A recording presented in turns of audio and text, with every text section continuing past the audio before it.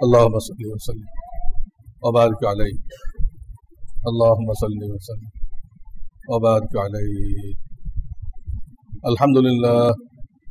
الحمد لله وكفى وسلام على عباده الذين اصطفى أما بعد فأعوذ بالله من الشيطان الرجيم بسم الله الرحمن الرحيم فانكحوا ما طاب لكم من النساء مثنى وثلاث ورباع وقال النبي صلى الله عليه وسلم الدنيا كلها متاع وخير متاع الدنيا المرأة الصالحة الحمد لله বুজুর্গানে মুহতারাম আমরা মুসলমানরা আল্লাহ রাব্বুল আলামিনের বিশেষ একটা বাহিনী গ্রুপ আমরা কালেমা পড়ার সাথে সাথে আমাদের জান মাল ইজ্জত আওলাদ এই সব কিছু আল্লাহর দ্বীনের জন্য ওয়াকফ হয়ে গেছে আল্লাহর সাথে একটা বেচা কেনা হয়ে গেছে যে আল্লাহ আমার জান মাল তোমাকে দিয়ে দিলাম তোমার দ্বীনের জন্য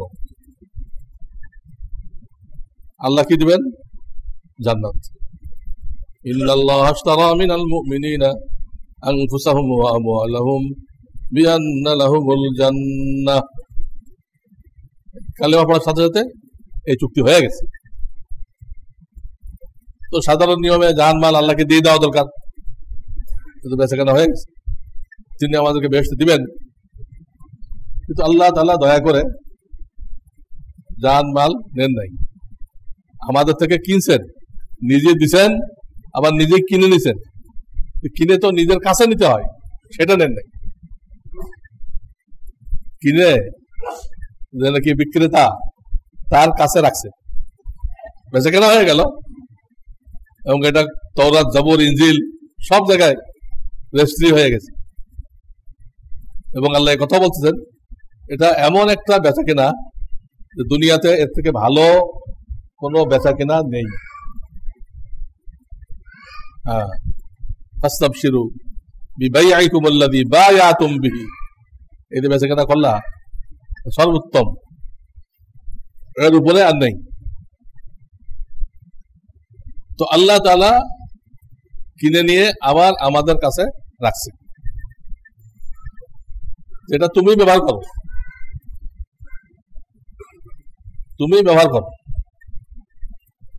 তবে এতটুকু খেয়াল রাখো আমার হুকুম মতো যেন হয় যেভাবে ব্যবহার করলে আমি খুশি হই ওইভাবে করবা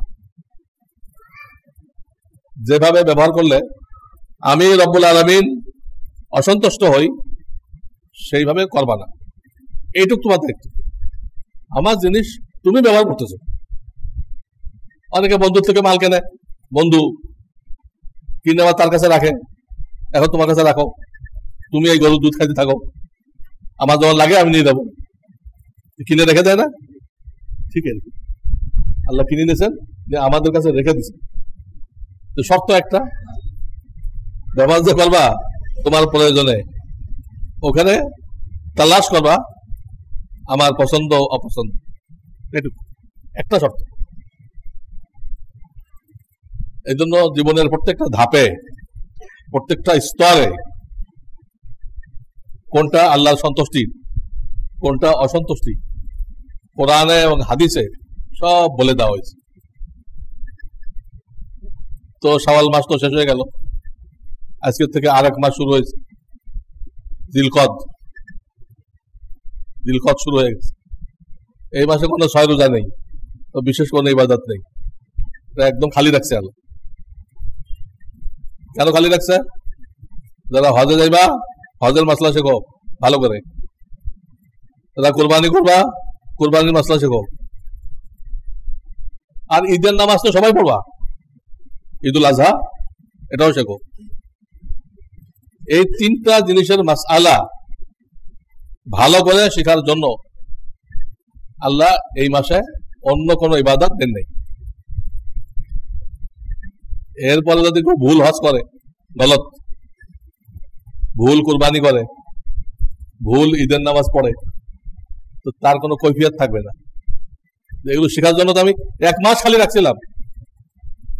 দিলকাদা শাব্দিক অর্থ তো অবকাশ, অবকাশ যাপনের মাস। কিন্তু অবকাশ যাপন করে কি করবেন? এই 3 রকম মাসলা শিখতে হবে। তো আমি ইনশাল্লাহ 3 রকম মাসলা বলবো। তো এর আগে আমি বিয়ের আলোচনা শুরু করছিলাম, ওটা শেষ করতে চাই। ওটা 2টা বিষয় নিয়ে মাত্র আলোচনা হয়েছিল। আমরা যে প্রথা বানাইছি, ছেলে পেলে পড়াশোনা করে শেষ করবে, চাকরি পাবে, তারপরে বিয়ে দেওয়া হবে, এই প্রথা গলত। নবীজির সুন্নতের সাথে কোনো মিল নেই। তু কুজা সুন্নতে আহমদ কুজা, অর্থ তুমি কোথায় আর তোমার নবীর সুন্নত কোথায়? দুটো তো 2 প্রান্তে। আবার তুমি দাবি করতেছ আমি নবীজির আশেক। ও আশেক জমা হয়, তারা হিন্দু, এরাও নাকি নবীজির আশেক। কি যে ভণ্ডামি দুনিয়াতে চলতেছে! ভণ্ডামি, মুনাফিকি, মুনাফিকি। রাজনৈতিক ময়দানে তো 18 আনা মুনাফিকি। এই বড় বড় রাষ্ট্রগুলো যা বলবে আপনি ধরে নেবেন, উল্টাটা করবে। ধোকা দেওয়ার জন্য অন্য একটা বলতেছে, করবে একটা, বলবে একটা। ধোকাবাজ, চরম ধোকাবাজ। আমার তো মনে হয় ইবলিসও লজ্জা পায়। আমি তো এটা পারতাম না। এরকম চাবি দিছে, মানুষ খোদাই দাবি করে বসে আছে। তো এই যে প্রথা আমরা বানাইছি, কৈফিয়ত কি হবে আল্লাহর কাছে? এই প্রথা বানানোর কারণে ছেলে পেলে কত রকম গুনাহ করতেছে, কত রকম গুনাহ করতেছে, চরিত্র শেষ।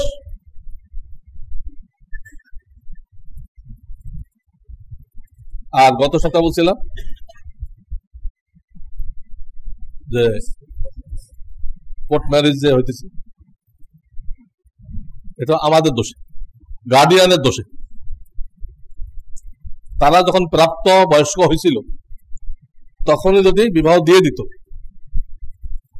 তাহলে আগেরটা হতো না। চাকরির পরে বিবাহ করবে আর এর আগ পর্যন্ত গুনাহ করতে থাকবে, ওটা হতো না। কোর্ট ম্যারেজও হইতো না। দুটোটা হয়েছে আমরা নবীদের প্রথা, নবীদের কথা অমান্য করছি। আমাদের দৃষ্টিভঙ্গি পয়সা, সব জায়গায় পয়সা, পয়সা বাঁচাইতে হবে। পয়সা বড়, পয়সা কি জন্য? আল্লাহ দিন কায়েম করার জন্য। যে পয়সায় দিন ধ্বংস হয়, ওই পয়সার উপরে আল্লাহ লানত। ও তো কারণের পয়সা। যে পয়সা দিনের কাজে লাগে না, নবীদের সুন্নত চিন্তা করতে লাগে না, সেই পয়সায় কোনো বরকত নেই, লানতের পয়সা। বদলাইতে হবে। হুকুমাত থাকতো, ইসলামী হুকুমাত, তাহলে কানুন করে বদলানো যেত। হ্যাঁ, কানুন করে।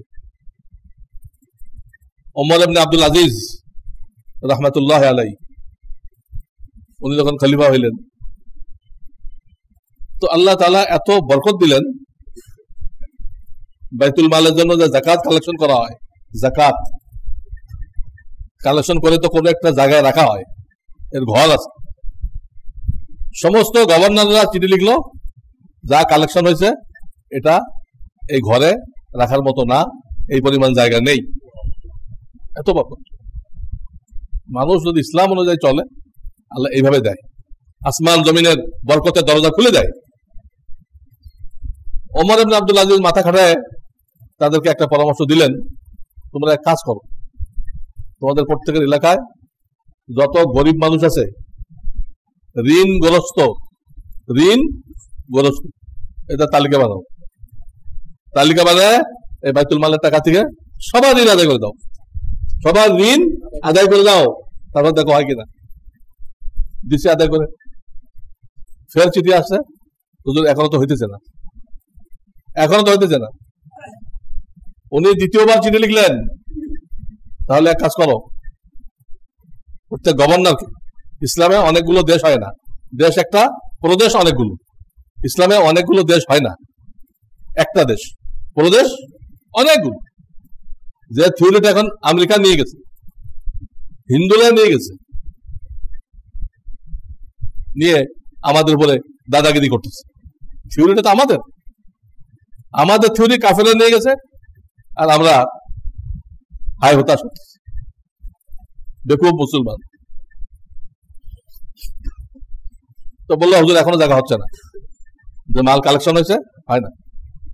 তো দ্বিতীয়বার তিনি বললেন, প্রত্যেকের এলাকায় তোমরা যারা গভর্নর আছো, যারা বালেগ হয়ে গেছে, ছেলে হোক মেয়ে হোক, এটা তালিকা বানাও এবং বাইতুল মালের খরচ দিয়ে তাদের বিবাহ দিয়ে দাও।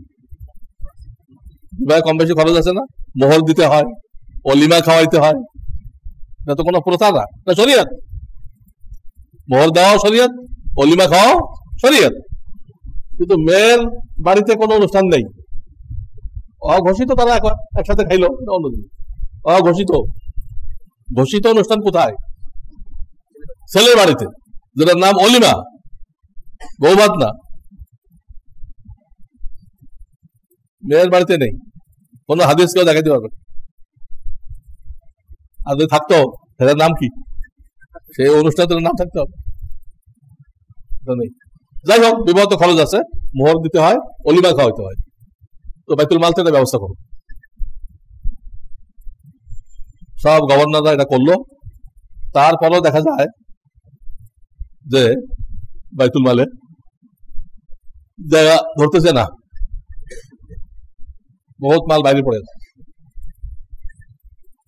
এখন কি হবে? চিঠি লিখলো, হুজুর এটাও হয় নাই।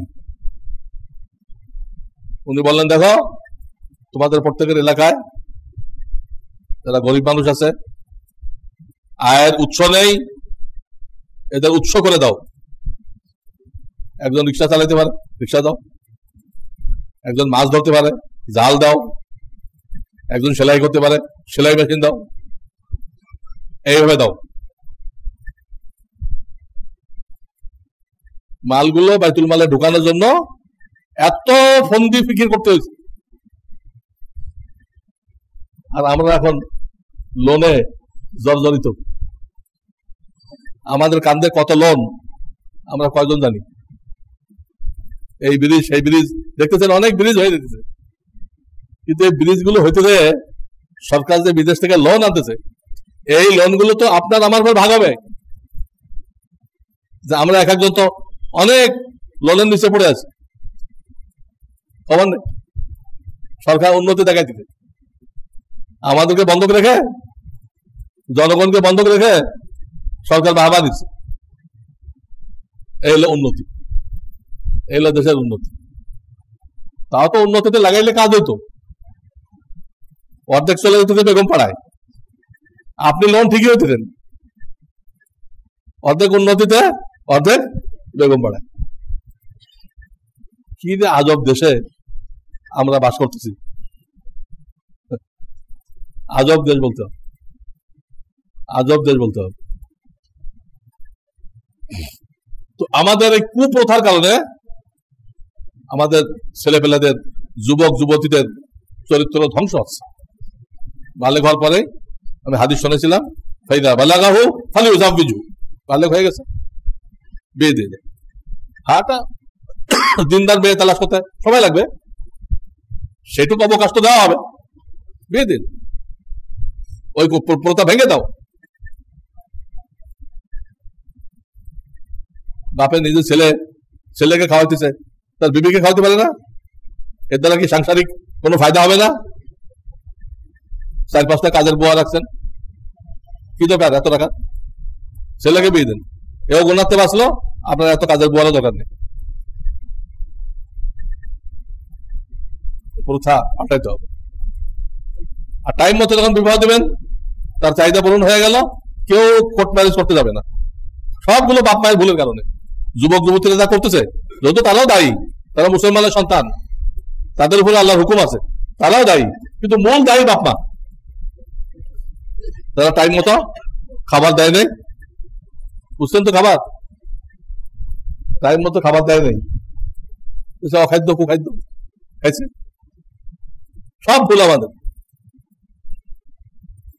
সহশিক্ষা কোনো মুসলমানের দেশে চলতে পারে না, হারাম।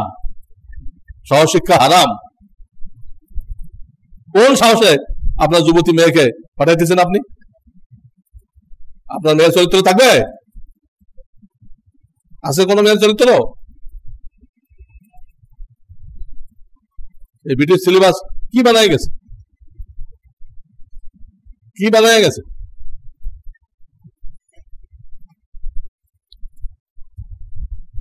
এক পয়সা দাম নেই চরিত্র, পয়সা পয়সা। সহশিক্ষা নেই, প্রত্যেকের সিলেবাস ভিন্ন, এক সিলেবাসে সবাই পড়বে না, প্রত্যেকের সিলেবাস তার কর্মক্ষেত্র অনুযায়ী।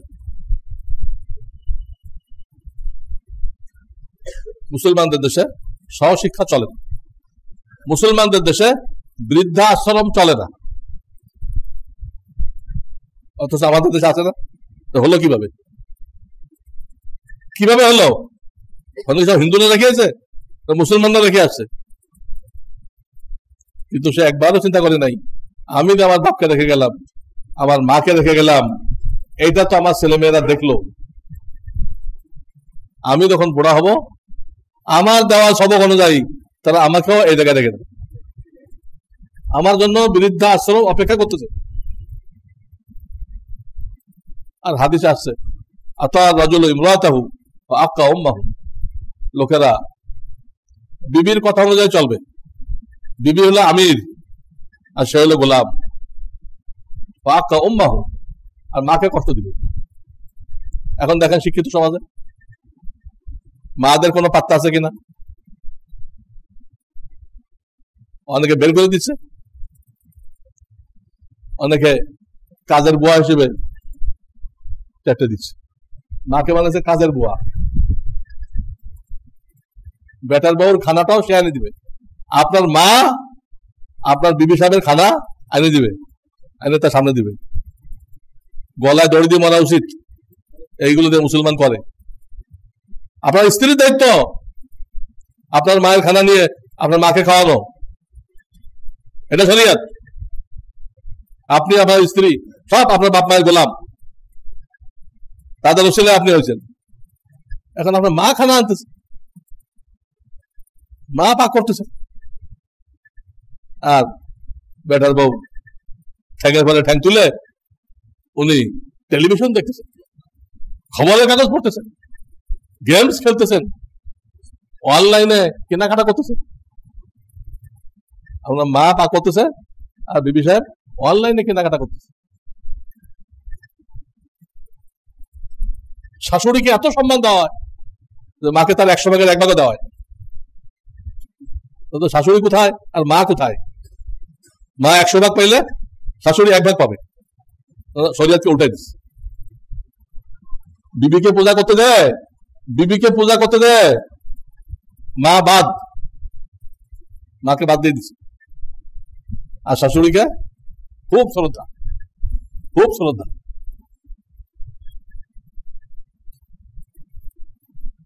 এক পুলিশ মারা গেছে, ওরা বিভিন্ন মারা যায় না ডাকাতদের গুলি খেয়ে, তো পত্রিকায় ছবি দিছে, তার মা যা কাঁদতেছে তার থেকে তার শাশুড়ি বেশি কাঁদতেছে। মারা তো দিত না কিছু, কি উপলক্ষে কাঁদবে? মা কি উপলক্ষে কাঁদবে? আমার ওই ছেলে থাকলে কি না থাকলে কি? কিন্তু ঘুষ যা পাইতো সব পাইতো শাশুড়ি হাতে দিত, আর শাশুড়ি কাঁদতেছে। এই হলো দুনিয়া। আমি বিয়ের ব্যাপারে যতগুলো হাদিস আসছে সবগুলো গবেষণা করলাম, কোনোটার উপরে আমাদের আমল আছে কোনোটাই পেলাম না। যেমন এক হাদিস আসছে, লোকেরা দুনিয়াদাররা বিয়ে করার সময় সৌন্দর্য দেখে, মাল দেখে, বংশ দেখে, দুনিয়াদাররা। নবীজি বলতে যে তোমরা যারা আমার মহব্বত করে দেওয়ালা আছো, তোমরা দিনদারি দেখো, ওগুলো পাওয়া গেলে আলহামদুলিল্লাহ, না পাওয়া গেলেও আলহামদুলিল্লাহ, ওগুলো অস্থায়ী। সৌন্দর্য, বংশ না, বরং এক হাদিসে আসছে যদি কেউ মাল দেখে বিবাহ করে, এখানে বিয়ে করলে মাল পাওয়া যাবে, আল্লাহ তাকে চিরস্থায়ী মিসকিন বানাই দিবে, মিসকিন বানাই দিবে। যে বংশমর্যাদা অনেক উপরে, এখানে বিয়ে করলে তারও ইজ্জত বাড়বে, এই নিয়ে বিয়ে করবে, আল্লাহ তাকে বেইজ্জত করে দিবে। সৌন্দর্য দেখে বিয়ে করবে, এই সৌন্দর্য থাকবে না, এক ঘটনায় শেষ। সৌন্দর্য তো অস্থায়ী জিনিস, এক জল বসন্ত হলে শেষ, একটা স্টক করলে শেষ, সব শেষ। ওই হাদিসে বলা হয়েছে পুরুষদেরকে তুমি এমন মেয়েকে বিবাহ করো যার সৌন্দর্য তোমার থেকে কম, এমন মেয়েকে বিবাহ করো যার মাল, তার মাল মানে কি, তার বাপের মাল, তার বাপের মাল তোমার বাপের থেকে কম। এমন মেয়েকে বিবাহ করো যার বংশীয় মর্যাদা তোমার বংশীয় মর্যাদা থেকে কম। সবগুলো স্ত্রীটা কম হইতে হবে, সৌন্দর্যও কম, মালও কম, বংশীয় মর্যাদাও কম, তাহলে আপনাকে মাইনে চলবে, আপনাকে সম্মান দিবে। কিন্তু আমাদের টেন্ডেন্সি কি, আমাদের মনোভাব কি, আমি কালাকুলা হাফসি যাই হয় না কেন আমার বিবি তো বিশ্ব সুন্দরী হইতে হবে।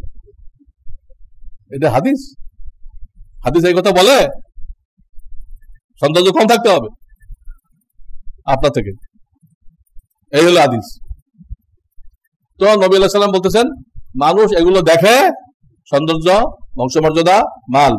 তুমি দিনদারি দেখো, পাক্কা নামাজি কিনা, পর্দা মানে কিনা, স্বামীর ইজ্জত করে কিনা। তো ইংরেজদের তরিকা চালু হয়ে গেছে, স্বামীকে নাম ধরে ডাকে, আপনি বুঝতেই পারবেন না এটা কি তার স্বামী না তার ছোট ছেলে, বুঝতে পারবেন না। এটা সিস্টেম হয়ে গেছে ইংরেজদের সিলেবাসের কারণে, শরীয়তে জায়েজ নেই। স্বামী স্ত্রীকে নাম ধরে ডাকতে পারে, নবীজি ডাকছেন ইয়া আয়েশা, ইয়া সাউদা, ইয়া হাফসা, কিন্তু নবীদের বিবিগণ উম্মুল মুমিনিন তারা কোনদিন নবীদের নাম ধরে ডাকেন ইয়া রাসূলুল্লাহ। স্বামীর তো কোন না টাইটেল থাকবে, সেটা দিয়ে ডাকবে, কিছুই না পাইলে স্বামী কয়ে ডাকবে, স্বামী কয়ে ডাকবে, সাদিক কয়ে ডাকবে, জীবন সঙ্গী সাদিক। তো নাম ধরে ডাকা জায়েজ নেই, চরম বেয়াদবি। আল্লাহর হাবিব বলেছেন আমার শরীয়তে যদি আল্লাহ ছাড়া কাউকে সেজদা করা জায়েজ থাকতো, আগে শরীয়তে ছিল, ইউসুফ আলাইহিস সালামের বাপ মা ভাই সব মিশরে ওনাকে সেজদা করছে, লম্বা কিছু, ওটা ইবাদতের সেজদা না, ওটা হলো সম্মান দেখানোর সিজদা ছিল। কিন্তু ইসলাম হলো সর্বশেষ ধর্ম, এখানে কুফর আসতে পারে, শিরক ঢুকতে পারে, এমন কোন চোরাগলি বাকি রাখা হয়নি যে চোরাগলি দিয়ে ইসলামের মধ্যে কুফর ঢুকতে পারে, শিরক ঢুকতে পারে, মুনাফিকি ঢুকতে পারে, এর কোন দরজা বাকি রাখা হয়নি, সব বন্ধ করে দেওয়া হয়েছে। এই ছবি তোলা হারাম কেন? পয়লা ছবি তোলে, পরে পূজা করে। আপনি ছবি তুলে গেলেন, পরবর্তী লোকেরা এসে ওনার পূজা শুরু করবে। পূজা তো এইভাবে শুরু হয়েছিল, ছবি হারাম। কোন আলেম করলে সে আল্লাহর কাছে কৈফিয়ত দিবে, হালাল হবে না। হ্যাঁ, ঠেকা ব্যক্তিকে অবকাশ দেয় আল্লাহ, ঠেকা ব্যক্তিকে আল্লাহ অবকাশ দেয়, পাসপোর্ট করবেন, ভিসা করবেন, ন্যাশনাল আইডি কার্ড, জাতীয় পরিচয়পত্র করবেন, এগুলো ঠেকা সরকারের আইনের কারণে। তখন আপনি করবেন বাদেলে না খাস্তা, বাদেলে মানে দেল, না খাস্তা মানে দিল চাইতেছে না, না চাওয়া, দিল চাইতেছে না, অপারগ হয়ে করতে হইতেছে, তখন আর পোজ দিতে দেবেন না। একটা হলো আগে তো সাজিয়ে গুজে ছবি তোলা, আপনার ভাই যেমনি আসি তোলো, ছবি দেখলে বোঝা যায় আপনি খুশি হয়ে তুলছেন না মনক্ষুণ্ণ হয়ে তুলছেন। মনক্ষুণ্ণ হয়ে তুলবেন জরুরতে, ওটা আল্লাহ ছাড় দিবেন, আর যারা খুশি হয়ে তুলবেন ওটা আল্লাহ আযাব দিবে এবং বলবে রু দাও, রু দাও। ছবি হারাম। যে ঠেকা পড়ছে তাকে অবকাশ দেওয়া হয়েছে। তো যাই হোক, বলতেছিলাম আমি, আমাদেরকে দিনদারি প্রাধান্য দিতে বলা হয়েছে। এর সাথে রূপ গুণ কিছু কিছু থাকে, আলহামদুলিল্লাহ, না থাকে তো আলহামদুলিল্লাহ। একটা লোক বিবাহ করে কেন? 1 নম্বর সুন্নতকে জিন্দা করা, 2 নম্বর নিজেকে গুনাহ থেকে বাঁচানো, 3 নম্বর নেক সন্তান লাভ, যাতে করে ছেলেকে হাফেজ আলেম বানাইতে পারে, এর উসিলায় মুক্তি পাবে। এই 3টা হলো মৌলিক নিয়ত। সুন্নত জিন্দা করা, নিজেকে, নিজের চক্ষু, কান, জুবান সবকিছুকে গুনাহ থেকে বাঁচানো, আর নেক সন্তান আল্লাহওয়ালা। এই 3টা উদ্দেশ্য এরকম যে বিশ্ব সুন্দরী হলেও হইতে পারে যদি দিনদারি থাকে, আর যদি সুন্দরী কম হয়, একটু কালো হয়, শ্যামলা হয়, সেখানেও এই 3 উদ্দেশ্য পূরণ করা সম্ভব। যাদের সৌন্দর্য কম তারা স্বামীর সেবা করে বেশি, তাদের সৌন্দর্য বেশি, এরা ওই অনলাইন নিয়ে থাকে। অনলাইন একটা পাইছে, অনলাইন, স্বামী বুকের ব্যথা অস্থির, স্বামীকে একটু খেদমত করবে, উনি অনলাইন নিয়ে ব্যস্ত। কি যে গজব! স্বামীর প্রতি সেই শ্রদ্ধা, দয়া মায়া যেটা আল্লাহ চাইছেন, যে কারণে নাম ধরে ডাকা নাজায়েজ হয়ে গেছে। আমি হাদিস শুনেছি যে আমার শরিয়াতে যে আল্লাহ ছাড়া কাউকে সিজদা করা যাইতো, তাহলে আমি প্রত্যেকটা মহিলাকে বলতাম তোমরা তোমাদের স্বামীকে সিজদা করো। তো যাকে সিজদা করতে বলা হয়েছে, যদিও বিশেষ কারণে বলেন নাই, কিন্তু ওই কারণটা না থাকলে তো বলতেন স্বামী স্ত্রীর সিজদা পাওয়ার উপযুক্ত, তাহলে সে নাম ধরে ডাকে কিভাবে? কোথেকে আসছে এই তরিকা? আমাদের মূর্খতা। বয়ফ্রেন্ড, গার্লফ্রেন্ড এই নামে কোনো আত্মীয়তা ইসলামে নেই, সব পশ্চিমা বস্তা পচা কালচার, পশ্চিমা বস্তা পচা ডেট ফেল কালচার। ইসলামে নেই এগুলো। বয়ফ্রেন্ড হয় না, গার্লফ্রেন্ড হয় না। বিবাহের আগে কোনো নারী পুরুষ কোনো সম্পর্কে জড়াইতে পারবে না। তাহলে এই যে হাদিস বললাম, লোকেরা এগুলো দেখে, তুমি দিনদারি দেখো, এতে আমরা কয়জন আছি? এটাকে প্রাধান্য দিয়ে বিয়ে করছি, কয়জন আছে? তু কুজা সুন্নতে আহমদ কুজা, তুমি কোথায়, তোমার নবী সুন্নত কোথায়? আর এক হাদিসে নবীজি বলেছেন, তাজাওয়াজুল ওয়ালুদাল ওয়াদুদ ফাইন্নী মুকাসিরুন বিকুমুল উমাম ওয়ালাউ বিসসিত। এমন খানদানে বিয়ে করো যে খানদানের মেয়েরা স্বামীকে মহব্বত করে এবং বেশি সন্তান দেয়। তাজাওয়াজুল ওয়াদুদ আল ওয়ালুদ, ওয়াদুদ মানে মহব্বত করে, আর অলুদ মানে বেশি সন্তান দেয়। এখন লোকেরা কি তালাশ করে? হ্যাঁ, কম সন্তান দেয় কোথায়, ওটা আনতে হবে। কারণ 1-2 সন্তান হলে সুখী পরিবার গঠন করা যায়।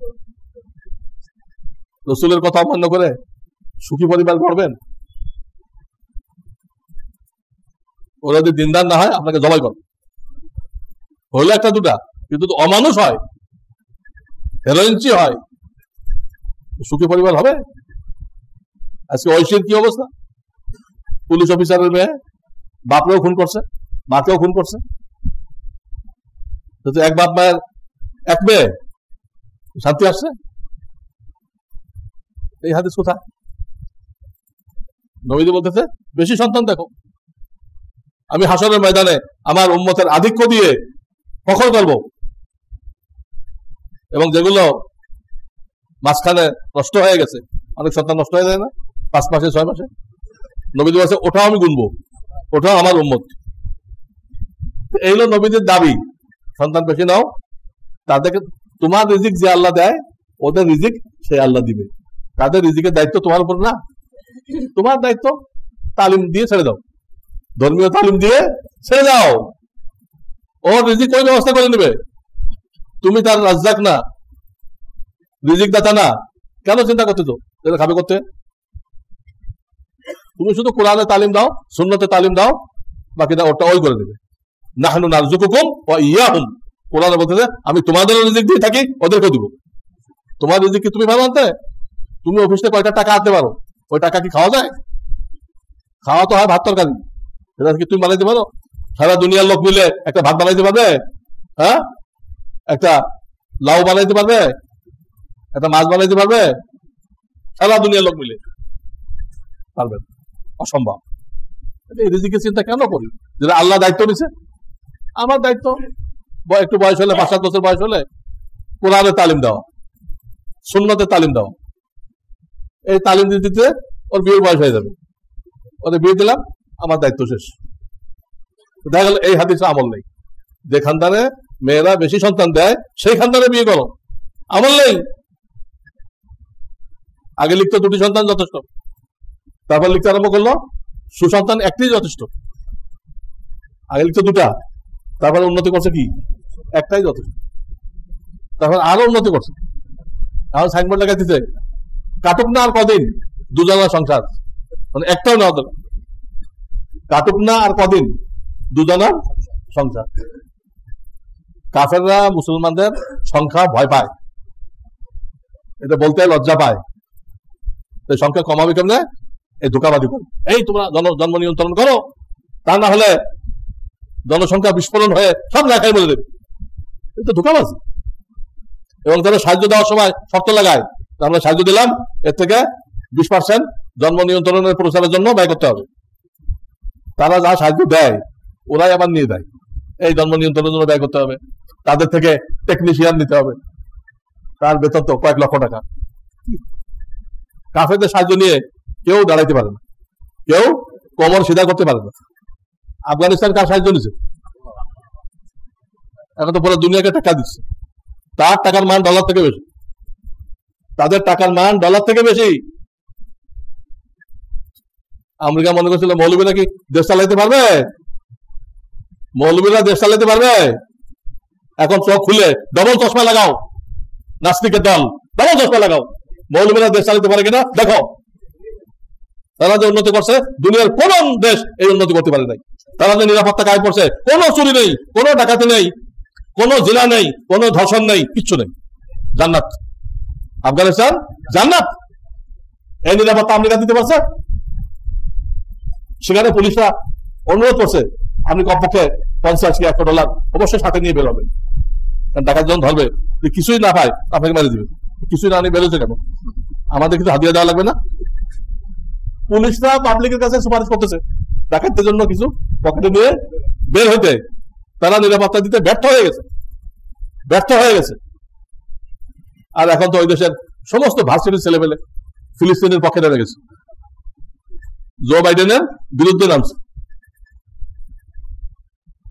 কিন্তু এত অন্ধ, জো বাইডেন বলেন আর ট্রাম্প টেম্পু বলেন, সব অন্ধ, ইহুদি ছাড়া বোঝে নাকি। ভার্সিটির ছেলেমেলের কিছুটা আকল ন্যায় নীতি তাদের মধ্যে আছে, বোঝা যায়। আমরা সরকারের বিরুদ্ধে সব ভার্সিটি একসাথে নামে কেমন? আর শুধু আমেরিকা, অস্ট্রেলিয়াতে দেখেন, এখানে ভার্সিটি নামে গেছে। আমাদের দেশে তো নামছে কেন দেখেন? এদের কিছু বিবেক আছে, সরকার ভুল করতেছে, সই করতেছে। এই হাদিসে আমল নেই। সর্বশেষ হাদিস বলি, নবীজি বলেছেন ইন্না আযামান নিকাহি বারাকাতান আইসারুহু মাউনা, যে বিবাহে খরচ কম হয়, কোনো অপব্যয় অপচয় হয় না, এরকম বিবাহে আল্লাহ বরকত নাযিল করেন। ইন্না আযামান নিকাহি বারাকাতান আইসারুহু মাউনা, সবচেয়ে বরকতের দিক দিয়ে বড় যে বিবাহে খরচ কম। আর মোহরই মানতেছে লাখ লাখ টাকা। আমি এক রিক্সাওয়ালার বিয়ে পড়াইলাম, দিয়ে গেলাম কত মোহর? 1 লাখ। 1 লাখ কোথেকে দিবেন? 10,000 বাঁধেন। রাজি না, মেয়ে পক্ষ রাজি না, 1000 লেখা, 1 লক্ষ কেন লিখতে হবে? ছেলে যা পারবে তাই দিবে। সর্বনিম্ন মোহর হলো 2.5 ভরি স্বর্ণের দাম, এই রূপা 2.5 ভরি রূপার যে বাজার মূল্য, এটা হলো সর্বনিম্ন মোহর। কত আসবে? 3-4 হাজার টাকা আসবে। 10,000 বাঁধেন। কিন্তু না, ওরা মানলো না, 1 লাখ। কেন? এটা হলো বাজার দর, মোহরের বাজার দর নাকি। কোথেকে রিক্সাওয়ালা 1 লাখ টাকা দিবে? দিন আনা দিন খায়। হাদিস হলো যে বিবাহে খরচা কম হয়, এই বিবাহে বরকত হয়। আমরা এত লাখ লাখ টাকা মোহর বাঁধতেছি, আবার লক্ষ লক্ষ টাকা খরচ করে গেট সাজাইতে দিই। এই গেট সাজানোর ফায়দা নাকি? হ্যাঁ, ডেকোরেটর তো লাভ হবে, কয়েক লক্ষ টাকা পাবে, কিন্তু আপনার কি লাভ হলো?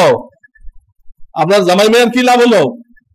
এই গেট সাজায় এই টাকাটা দিয়ে আপনি তাদের কিছু সাংসারিক সামান করে দিতেন,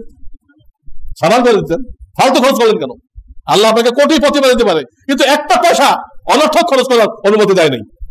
আপনি কোটিপতি হতে পারেন, একটা পয়সা অনর্থক বিনা কাজে বিনা জরুরতে খরচ করার আল্লাহ আপনাকে পারমিশন দেয় নাই। সব তো আল্লাহর সাথে বেচা কেনা হয়ে গেছে, আপনার জান মাল আল্লাহর সাথে বেচা কেনা হয়ে গেছে। সেই বেচা কেনার মধ্যে বলছেন যে টাকা তোমার হাতে আছে, জরুরি কাজে ব্যয় করবা, আল্লাহ দিন কায়েম করার জন্য ব্যয় করবা, মসজিদ মাদ্রাসার জন্য ব্যয় করবা, মসজিদ মাদ্রাসার জন্য। আলতু ফালতু কাজে ব্যয় করবা না, ফালতু কাজে ব্যয় করবা না, এক পয়সাও না। সেখানে এই নাচের অনুষ্ঠান, গানের অনুষ্ঠান, কত রকম পার্টিতে আনতেছে, ডেকোরেশন, দিনের জন্য কোথায় ব্যয় হতেছে?